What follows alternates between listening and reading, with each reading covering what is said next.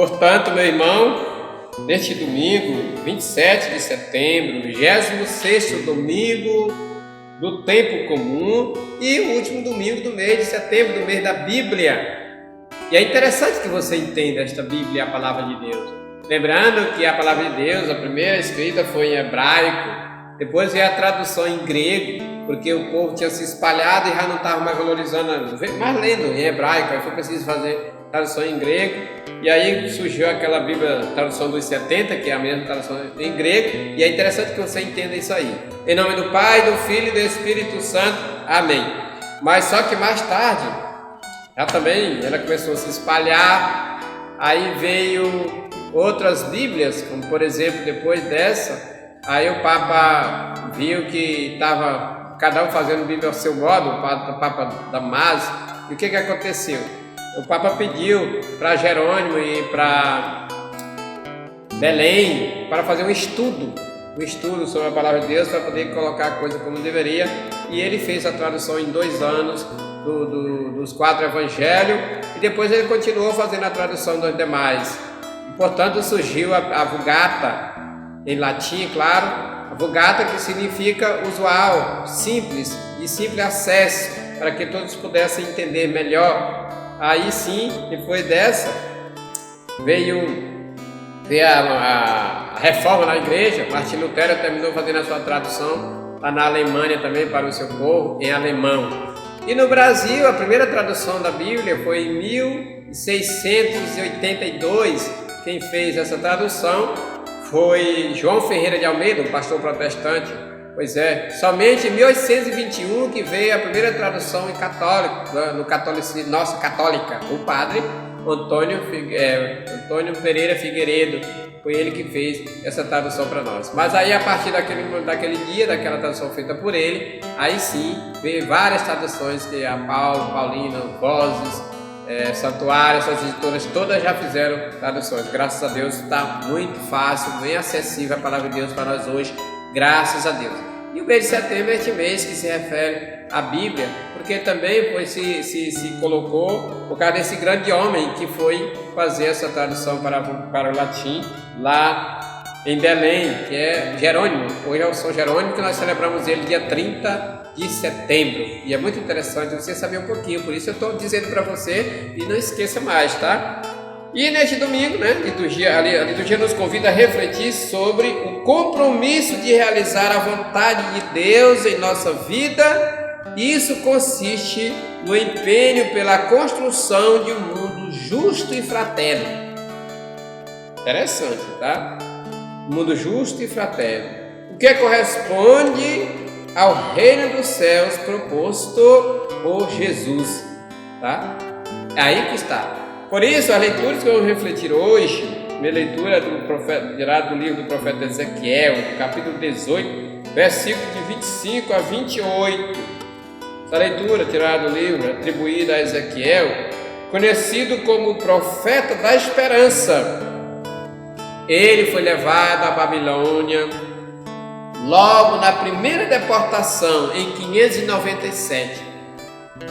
Por isso é conhecido como profeta da esperança, porque ele foi exilado logo na primeira deportação, mas ele não se entregou ao comodismo, a reclamar. Não, ele passou a aproveitar daquela oportunidade para falar de Deus para as pessoas.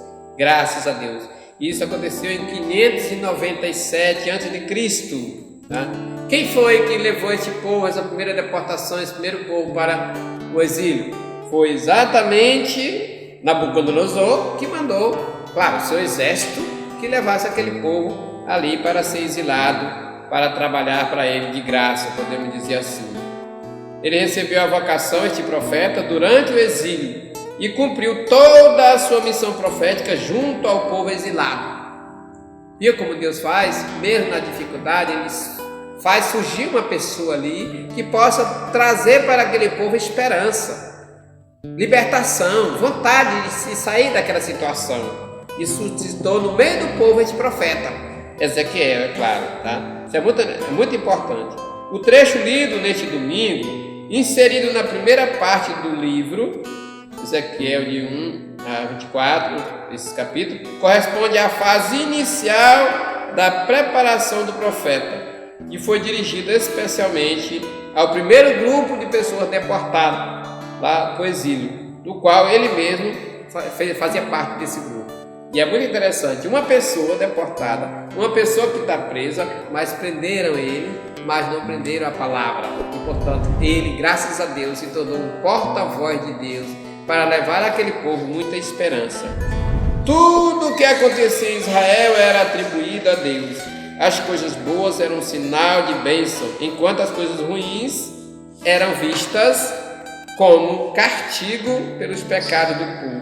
Tá? As boas eram atribuídas a Deus, as ruins viam como castigo, tá? Ao povo. Dessa forma, os primeiros deportados para a Babilônia imaginavam que o exílio fosse um castigo passageiro por alguma culpa coletiva do passado. Pois na época se imaginava que o mal praticado pelos antepassados repercutisse em seus descendentes. Mas não é bem verdade essa história, tá? É bom a gente refletir melhor. Mas em breve tornaria a terra realmente boa, quer dizer, eles um dia se libertariam dali e retomavam a sua caminhada para Deus novamente. Este texto, a conclusão deste texto é um alento à esperança e um convite à conversão. Veja o versículo 28. Quem faz a passagem da injustiça para a justiça recebe o perdão de Deus e sentido para a vida também. Aqui o profeta não está propondo uma teologia retributiva, mas está convidando o povo à consciência sobre a responsabilidade individual. Cada um tem a sua. Deus oferece a oportunidade para essa passagem e cada ser humano é livre para escolher. E a vontade de Deus é que todos escolham e vivam a justiça.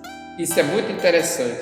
A segunda leitura é tirada da carta aos Filipenses, do capítulo 2, versículo de 1 a 11. É muito interessante essa leitura também. Essa é uma das cartas mais pessoais do apóstolo Paulo, graças à intimidade existente entre ele e a comunidade. Embora lá não houvesse sérios problemas doutrinários, a comunidade de Filipos não era perfeita não. A cidade era uma colônia romana e a maior parte da sua população era composta de militares romanos aposentados que viviam com a respectiva família, muitas das quais convertidos ao cristianismo. Eis a questão. Você já sabe como é militar, não é verdade? Tá? Por isso, para ilustrar sua exortação, ou a exortação que o apóstolo faz, ele insiste na carta um hino que sintetiza a vida de Jesus, como exemplo a ser seguido pelos filipenses e pelos cristãos de todos os tempos. Este hino que ele apresenta aqui é muito interessante, é um dos mais ricos de todo o Novo Testamento. É o verdadeiro compêndio de cristologia e é o coração de toda a carta. Provavelmente era um cântico já utilizado na liturgia de algumas comunidades, especialmente nas celebrações do batismo, por exemplo, da época, claro. A primeira parte do hino recorda o despojamento e a humildade, tá? Obediência de Jesus. Embora fosse possuidor da condição divina, ele assumiu a condição de escravo e aceitou até mesmo a morte de cruz. Mesmo sendo Deus, aceitou a condição de escravo e até assumiu a morte de cruz. A segunda enfatiza a exaltação aos céus como resposta de Deus Pai à sua obediência e humilhação. Jesus Cristo, meu irmão, portanto, é o exemplo perfeito de quem faz a vontade de Deus Pai. Como cristãos, somos convidados a ter a mesma disposição. Por isso, cabe-nos cultivar e alimentar os mesmos sentimentos de Jesus Cristo em nossas vidas. É muito interessante. Isso nos diz a segunda leitura. E o evangelho de hoje é de Mateus, capítulo 21, versículo 28 a 32. Lemos neste domingo a segunda parábola exclusiva do evangelho segundo Mateus, que utiliza a imagem da vinha. a parábola dos dois filhos, segundo o Evangelho. Quando Jesus conta essa parábola, já se encontra em Jerusalém, vivendo a última etapa do seu ministério, após uma entrada triunfante na grande cidade. Logo começaram os conflitos com as autoridades religiosas que não aceitaram sua proposta de reino dos céus, uma vez que a instauração deste reino implicava a verdadeira transformação da ordem vigente.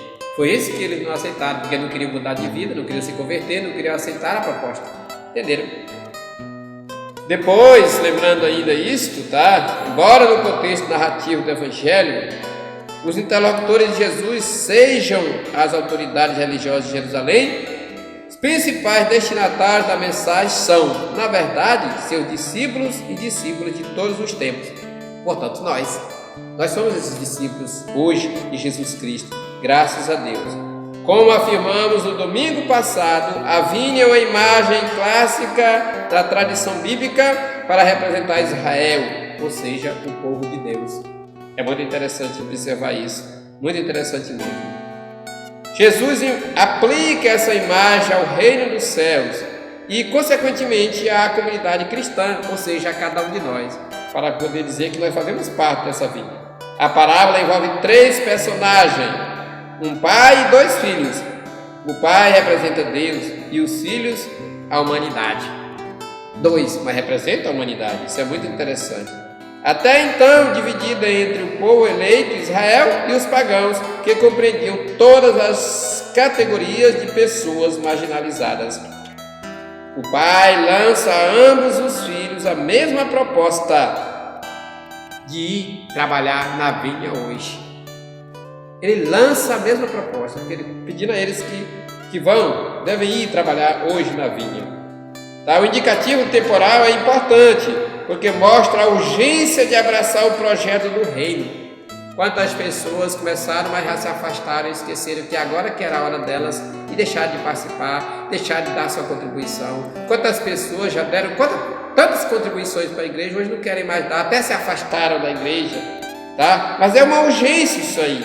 Ou faz, ou então está perdendo por aí não vale a pena, tá? Isso é muito triste. As respostas dos filhos são diferentes, bem como as respectivas atitudes. Um filho diz não ao pai, ou seja, um diz que não vai trabalhar e pronto, fica só nisso mesmo, diz não, tá? Mas muda de opinião e termina fazendo sua vontade.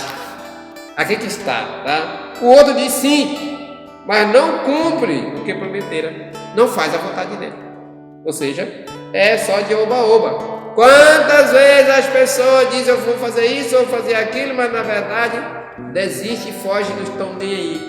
Quantos outros dizem que não vai, mas de repente repensa, diz, poxa, eu posso, por que eu estou fugindo? E termina assumindo o seu compromisso e levando a sério. Isso é muito bonito, tá? Muito bonito. A mudança de opinião do primeiro significa conversão. Significa conversão. Isso é muito interessante.